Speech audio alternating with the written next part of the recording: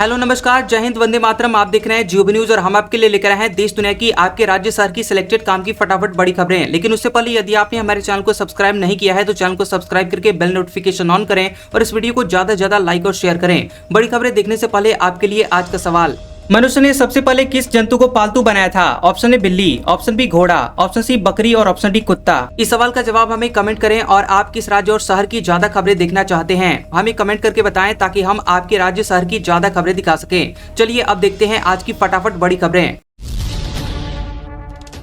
Cabinet की बैठक, देश की छठी सेमीकंडक्टर यूनिट को मिली मंजूरी। यूपी के जेवर में प्लांट लगेगा, हर महीने 3.6 करोड़ चिप बनेगी। खबर है कि पीएम नरेंद्र मोदी की अध्यक्षता में प्रधानमंत्री आवास में हुई कैबिनेट की बैठक में देश की छठी सेमीकंडक्टर यूनिट को मंजूरी दी गई है। ये यूनिट 3,706 करोड़ रुपए में उत्तर प्रदेश के जेवर में लगाई जाएगी। HCL और फॉक्सकॉन मिलकर इस यूनिट को बनाएंगे। प्लांट में mobile phone, laptop, automobiles, personal computer और दूसरे डिस्प्ले डिवाइसेस के लिए डिस्प्ले ड्राइवर चिप्स बनेंगे और हर महीने 3.6 करोड़ चिप बनाया जाएगा। 2025 मिड तक पूरे देश में मिलेगी ई पासपोर्ट की सुविधा, डुप्लीकेसी से बच पाएंगे। बता दें कि ई पासपोर्ट के 2025 के मध्य तक पूरे देश में रोल आउट होने की उम्मीद है। इसकी शुरुआत पायलट प्रोजेक्ट के तौर पर 1 अप्रैल 2024 को की गई थी। पासपोर्ट होल्डर्स के डेटा को सुरक्षित रखने और डुप्लीकेसी से बचने के लिए यहां सरकार इसे लेकर आई है। हाईकोर्ट का आदेश, एमपी के मंत्री शाह पर एफआईआर करें। डीजीपी को कहा, आज ही केस करें। कर्नल सोफिया पर आपत्तिजनक बयान दिया था। मध्य प्रदेश हाईकोर्ट ने कर्नल सोफिया कुरैशी पर दिए गए विवादास्पद बयान मामले में जनजातीय कार्य मंत्री विजय शाह के खिलाफ एफआईआर दर्ज करने के निर्देश दिए हैं। जबलपुर हाईकोर्ट के जस्टिस अतुल श्रीधरन और जस्टिस अनुराधा शुक्ला की बेंच ने इस मामले में खुद नोटिस लिया। वहीं कोर्ट ने डीजीपी को आज ही एफआईआर दर्ज करने और कार्रवाई करने को कहा है। मंत्री के बयान के मामले में ग्रामीण डीआईजी निमेश अग्रवाल का कहना है कि फिलहाल हमारे पास आदेश नहीं आए हैं, आदेश आते ही मुकदमा दर्ज कर लिया जाएगा। हाईकोर्ट ने कहा कि भारत की एकता अखंडता को खतरे में डालने का अपराध दर्ज करें और अगर एफआईआर दर्ज नहीं की गई तो डीजीपी पर ही कोर्ट की अवमानना की कार्रवाई दर्ज होगी। हाईकोर्ट ने कहा है कि मंत्री विजय शाह का बयान सांप्रदायिकता को बढ़ावा देने वाला है। पाकिस्तान ने बीएसएफ के अगवा जवान को छोड़ा, डीजीएमओ लेवल की बातचीत के बाद रिहाई। 20 दिन बाद अटारी वाघा बॉर्डर से लौटे पूर्णम कुमार। खबर है कि पाकिस्तान ने भारत के बीएसएफ जवान पूर्णम कुमार शॉ को छोड़ दिया है और कांस्टेबल पूर्णम बुधवार सुबह 10:30 बजे अटारी वाघा बॉर्डर से भारत लौट आए हैं। डीजीएमओ लेवल पर बातचीत के बाद उन्हें 20 दिनों के बाद छोड़ा गया है। उन्हें मेडिकल जांच के लिए ले जाया गया। पूछताछ के बाद उन्हें घर जाने दिया जाएगा। बीएसएफ ने प्रेस रिलीज के जरिए कांस्टेबल पूर्णम के भारत लौटने की जानकारी दी है, जिसमें बताया गया है कि पूर्णम 23 अप्रैल को फिरोजपुर सेक्टर में ऑपरेशनल ड्यूटी के दौरान गलती से पाकिस्तान चले गए थे। इसके बाद उन्हें पाकिस्तानी रेंजर्स ने हिरासत में ले लिया था।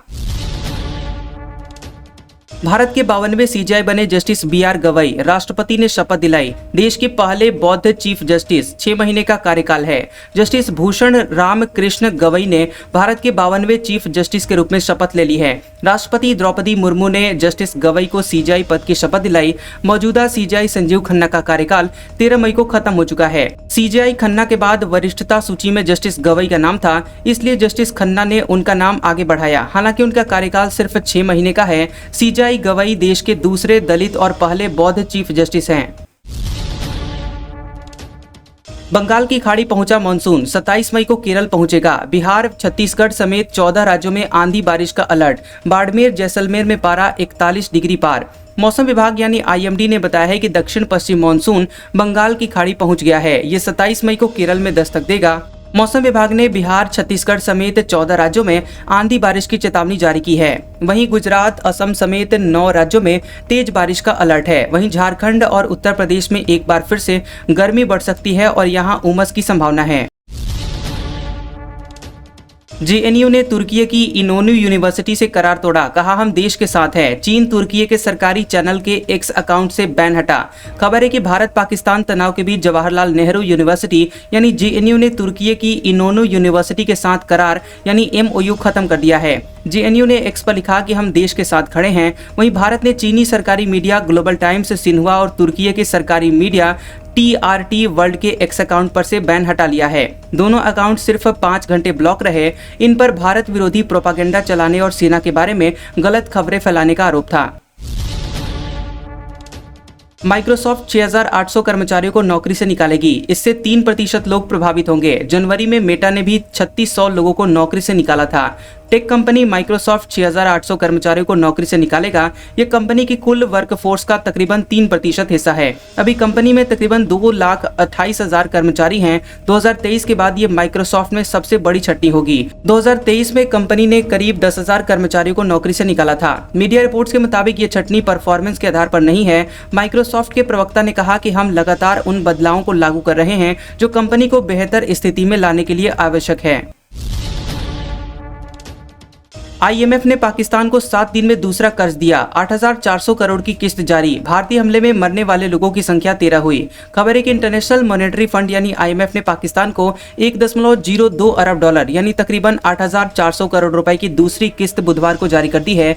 IMF ने इससे पहले 9 मई को पाकिस्तान को $1 बिलियन का कर्ज दिया था। पाकिस्तान को ये fund extended fund facility EFF programme के तहत दी गई है। पाकिस्तान को सितंबर 2024 में $7 बिलियन का 37 महीने का EFF मंजूर हुआ था, जिसमें $1 बिलियन तुरंत जारी किया गया था और ये रकम जोड़ दिया जाए तो IMF से पाकिस्तान को EFF प्रोग्राम के तहत $3.1 बिलियन की रकम मिल चुकी है। पाकिस्तान के केंद्रीय बैंक ने कहा है कि दूसरी किस्त की राशि 16 मई तक आ जाएगी।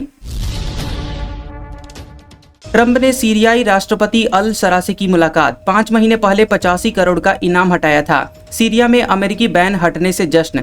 खबर है कि अमेरिका के राष्ट्रपति डोनाल्ड ट्रंप ने रियाद में सीरिया के अंतरिम राष्ट्रपति अहमद अल सरा उर्फ अबू मोहम्मद अल जुलानी के साथ मुलाकात की है।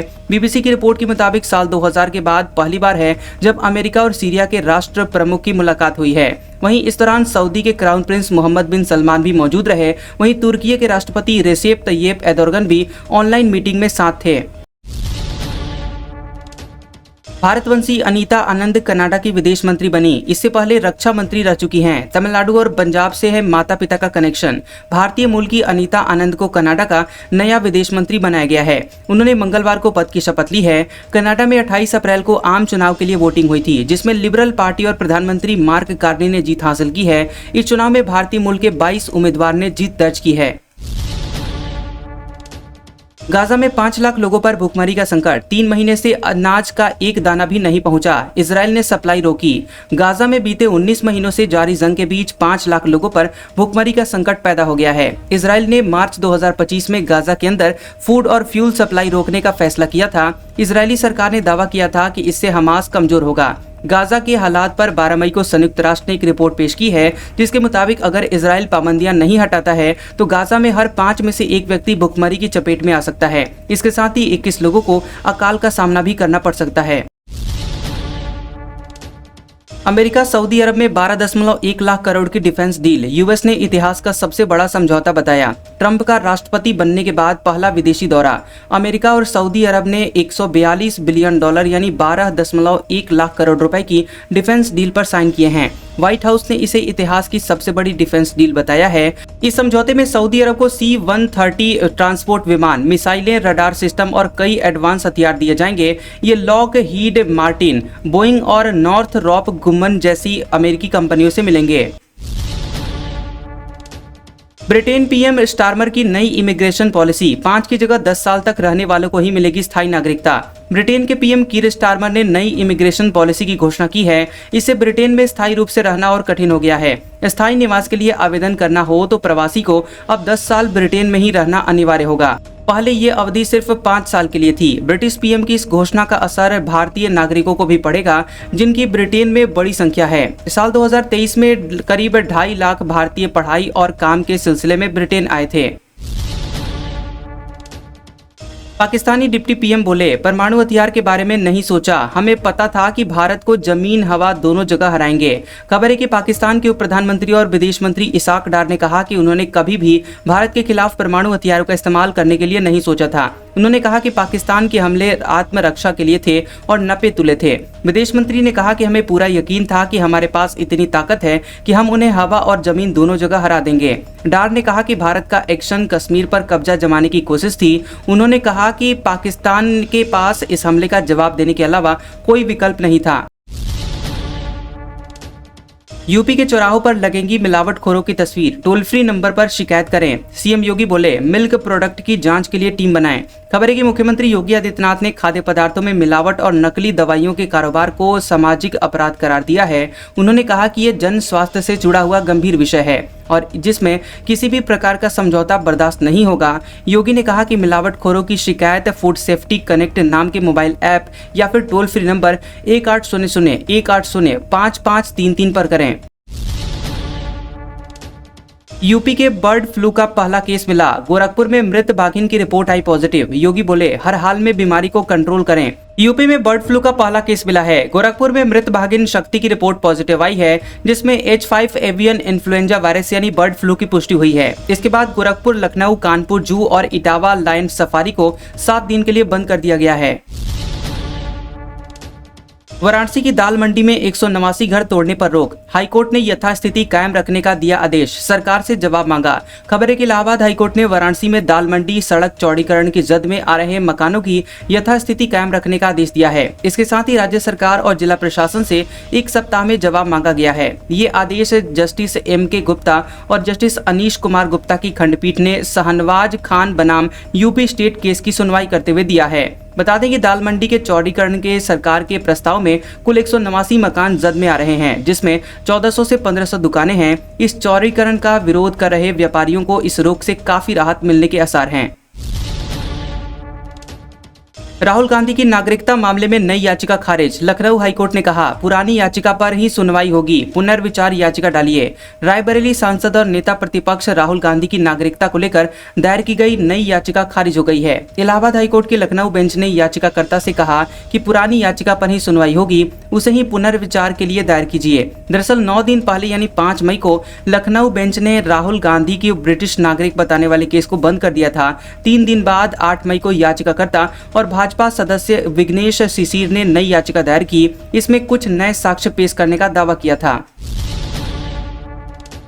मुजफ्फरपुर में 100 बेड का मॉडल हॉस्पिटल बनकर तैयार, 29 करोड़ रुपए की लागत से हुआ निर्माण, 16 विभागों की OPD सेवा शुरू। खबर है कि मुजफ्फरपुर के सदर अस्पताल परिसर में 29 करोड़ रुपए की लागत से नया मॉडल हॉस्पिटल बनकर तैयार हो गया है। बिहार के स्वास्थ्य मंत्री मंगल पांडे ने इसका उद्घाटन किया। 3 मंजिला इस अस्पताल भवन में मरीजों के लिए आधुनिक सुविधाएं उपलब्ध हैं।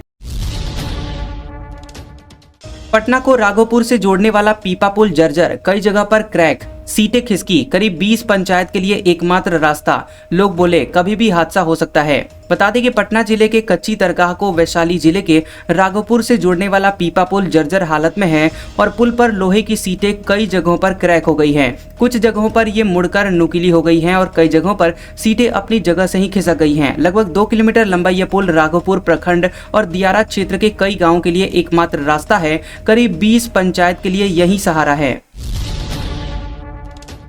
रोह बाजार में बालू गाड़ियों पर लगी नो एंट्री, सुबह 8 बजे से रात के 8 बजे तक रोक, अतिक्रमण हटाने का खर्चा वसूलेगा प्रशासन। नवादा के रोह बाजार में जाम की समस्या से निजात दिलाने के लिए प्रशासन ने बड़ा कदम उठाया है। रजौली SDO आदित्य कुमार पीयूष ने बालू लदे हुए बड़े वाहनों और ट्रैक्टरों की आवाजाही पर बैन लगा दिया है। रोह बाजार में सुबह 8 बजे से रात के 8 बजे तक पूर्ण प्रतिबंध लगा दिया गया है। यह प्रतिबंध सियूर रोड और भट्टा सियूर रोड पर लागू रहेगा। अब सुबह 8 बजे से रात के 8 बजे तक कोई भी बालू लदी गाड़ी इन मार्गों से नहीं गुजर सकेगी। आदेश के उल्लंघन पर बड़ी कार्रवाई होगी। मधेपुरा को 7 मंजिला मॉडल अस्पताल की सौगात, ICU से लेकर ट्रामा सेंटर तक की सुविधा, 300 बेड अस्पताल, 16 मई को उद्घाटन होगा।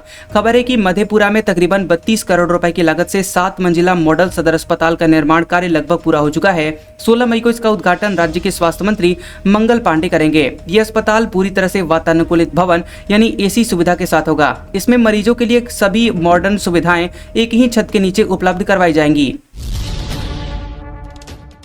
हाईकोर्ट जज ले रहे अनावश्यक ब्रेक, परफॉर्मेंस का आकलन जरूरी। झारखंड के मामले में सुनवाई करते हुए सुप्रीम कोर्ट ने की अहम टिप्पणी, कहा अनावश्यक लटका रहे हैं मामले। हाईकोर्ट के जजों पर द्वारा अनावश्यक और बार बार ब्रेक लेने का मामला सुप्रीम कोर्ट तक जा पहुंचा है। जस्टिस सूर्यकांत और जस्टिस N कोटेश्वर सिंह की पीठ ने कहा कि सुप्रीम कोर्ट को हाईकोर्ट के जजों के खिलाफ कई शिकायतें मिल रही हैं। वहीं पीठ ने अपनी टिप्पणी में कहा है कि कुछ ही जज ऐसे हैं जिनके काम पर हमें गर्व होता है, पर कुछ जज ऐसे हैं जो हमें निराश कर रहे हैं। बैज को चिट्ठी भेजकर राहुल गांधी ने जताया भरोसा, बोले न्याय की लड़ाई जारी रखनी होगी। नेतृत्व परिवर्तन की अटकलों गुटबाजी के बीच पीसीसी अध्यक्ष को नई मजबूती। खबर है कि छत्तीसगढ़ में कांग्रेस के भीतर नेतृत्व परिवर्तन की चर्चाओं के बीच राहुल गांधी ने प्रदेश अध्यक्ष दीपक बैज को चिट्ठी भेजकर न सिर्फ महिलाओं के खिलाफ अपराधों पर निकाली गई पदयात्रा की सराहना की है, बल्कि संगठन में उनके सक्रिय रोल को भी स्वीकारा है। राहुल गांधी की यह चिट्ठी ऐसे समय पर आई है जब बैज को हटाने की अटकलें तेज थी और पार्टी में अंदरूनी गुटबाजी खुलकर सामने आ रही थी। हाईकमान के इस संदेश को बैज के पक्ष में समर्थन के तौर पर देखा जा रहा है। छत्तीसगढ़ के साहित्यकार कलाकारों को अब 5,000 रुपए पेंशन। साई कैबिनेट की बैठक में औद्योगिक विकास नीति में संशोधन को मंजूरी। शुरू होगा शिक्षा गुणवत्ता अभियान। खबर है कि मुख्यमंत्री विष्णुदेव साय की अध्यक्षता में मंत्रालय में कैबिनेट की बैठक हुई है। साई कैबिनेट की बैठक में कई महत्वपूर्ण फैसले लिए गए। राज्य के सरकारी स्कूलों में शिक्षा गुणवत्ता अभियान चलाया जाएगा, जिसके तहत कमजोर रिजल्ट वाले स्कूलों की नियमित मॉनिटरिंग अलग अलग विभागों के अधिकारी और जनप्रतिनिधियों के माध्यम से की जाएगी। इसके अलावा प्रदेश के साहित्यकारों और कलाकारों को दी जाने वाली पेंशन को 2,000 रुपए से बढ़ाकर 5,000 रुपए प्रति महीना कर दिया गया है। इसके साथ ही औद्योगिक विकास नीति में संशोधन को प्रस्ताव को मंजूरी दी गई है। बिलासपुर में 500 से अधिक मकानों पर चलेगा बुलडोजर। सनीचरी रपटा अपोलो अस्पताल तक 60 से 80 फीट चौड़ीकरण। निगम की नोटिस के बाद विरोध। खबर है कि बिलासपुर में सड़क चौड़ीकरण के लिए राजस्व और नगर निगम ने सर्वे कर लिया है। इसकी जद में आने वाले 500 से अधिक कब्जाधारियों को नगर निगम ने नोटिस जारी किया है। मकान खाली कराने के बाद यहाँ बुलडोजर चलाकर उन्हें ढहाया जाएगा। बेजा कब्जा टूटने के डर से मोहल्ले के लोग एकजुट हो रहे हैं। इसे लेकर राजनीति भी शुरू हो गई है। 9 महीने में 98 सड़क हादसे, 66 की जान गई। कोंडागांव शहर के 12 क्षेत्र ब्लैक स्पॉट, लगाए जाएंगे धीमी गति के पोस्टर। बता दें कि कोंडागांव में लगातार सड़क हादसों की संख्या बढ़ते जा रही है। साल 2025 में जनवरी से अप्रैल के बीच 98 एक्सीडेंट में 66 लोगों की जाने गई है। इन हादसों में 108 लोग गंभीर रूप से घायल हुए हैं। राष्ट्रीय राजमार्ग 30 के कार्यपालन अभियंता प्रज्ञानंद ने बताया कि शहर में 12 ऐसे स्थान चिन्हित किए गए हैं जहाँ पर डिवाइडर कटे हुए हैं और इनके सुधार के लिए प्रकलन तैयार कर शासन को भेजा जाएगा। एसएमएस स्टेडियम को एक दिन में 2 बार उड़ाने की धमकी। आरोपी बोला, हमारे पास भारत में स्लीपर सेल, ऑपरेशन सिंदूर के लिए आपके हॉस्पिटल भी उड़ाएंगे। खबर है कि जयपुर के सवाई मानसिंह स्टेडियम में इंडियन प्रीमियर लीग के 3 मुकाबले का आयोजन किया जाएगा, लेकिन इन मुकाबलों से पहले स्टेडियम को 5 बार बम से उड़ाने की धमकी ने आयोजकों को परेशान कर दिया है। इसके बाद अब इस मामले की उच्च स्तरीय जाँच करवाई जा रही है।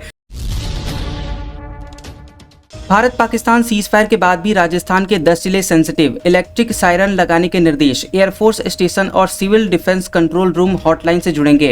खबर है कि भारत पाकिस्तान के बीच पिछले दिनों हुए तनाव की स्थिति को देखते हुए गृह मंत्रालय ने राज्य में सुरक्षा व्यवस्था के विशेष इंतजाम करने के आदेश दिए हैं। इन आदेशों के तहत सरकार ने सीमावर्ती जिलों बाड़मेर, जैसलमेर, बीकानेर, गंगानगर, जोधपुर के अलावा जयपुर, अलवर, भरतपुर, कोटा और अजमेर में भी हवाई हमलों के नजरिए से सेंसिटिव माना है। इन जिलों में प्रमुख पर इलेक्ट्रिक सायरन लगाने के निर्देश दिए गए हैं, जो कि सेंट्रलाइज्ड कंट्रोल रूम से ऑपरेट होंगे।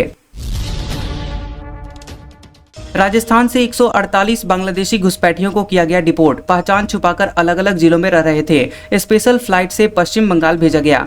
बता दें कि राजस्थान से 148 बांग्लादेशी घुसपैठियों को डिपोर्ट किया गया है। अवैध रूप से रह रहे इन बांग्लादेशी नागरिकों को जोधपुर एयरपोर्ट से विशेष विमान से पश्चिम बंगाल भेजा गया है। वहीं सीमा सुरक्षा बल बीएसएफ इन सभी को बांग्लादेश भेजने की आगे की कार्रवाई करेगा। आज का सुविचार, जो इंसान आपके शब्दों का मूल्य न समझ सके, उसके सामने मौन रहना ही बेहतर है। कैसा लगा ये वीडियो हमें कमेंट सेक्शन में जरूर बताएं। वीडियो पसंद आया हो तो वीडियो को लाइक और शेयर करें और ऐसी इंटरेस्टिंग वीडियोस देखने के लिए हमारे चैनल जियोबी न्यूज को सब्सक्राइब करें और बेल आइकॉन को दबाएं। और हमारे ओल्ड और लेटेस्ट वीडियोस देखने के लिए हमारे प्लेलिस्ट और कम्युनिटी टैब को जरूर चेक करें। तो मिलते हैं अगले वीडियो में, तब तक के लिए आपका शुक्रिया।